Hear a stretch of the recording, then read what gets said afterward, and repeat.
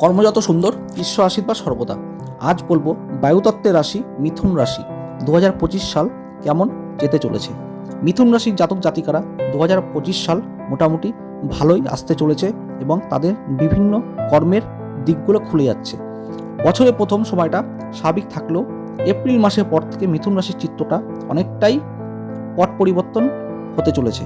রাশির সপ্তমপতি এবং দশমপতি সে রাশিতে এসে উপস্থিত হবে যখন, এর ফলে আপনার প্রফেশন ও কর্মের একটা ব্যাপক উন্নতি আনবে এবং সফলতার নানা দিক খুলে যাবে। শনি মহারাজ যে কিনা আপনার অষ্টম এবং নবমপতি, সে যাচ্ছে আপনার কর্মভাবে, তার ফলে আপনার কর্মের একটা বৃহৎ জায়গা দেবে। এর সাথে রাহু নবমে এসে ভাগ্যের নানা দিকগুলোকে খুলে দেবে এবং তবে আপনার থার্ড হাউসে কেতু যাওয়ার পর আপনাকে বিশেষ সাবধান হতে হবে শারীরিক কারণে এবং সম্পর্কের কারণে বিশেষ সমস্যা আনবে। শরীর নিয়ে বিশেষ ভুগতে হবে আপনাকে। মিথুন রাশির জাতক জাতিকারা চলাফেরা বিশেষ সাবধান হতে হবে 2025 সালে।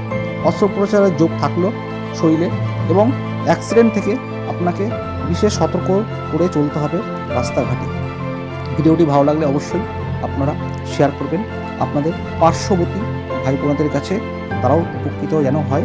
আজকের মতো এখানে নমস্কার।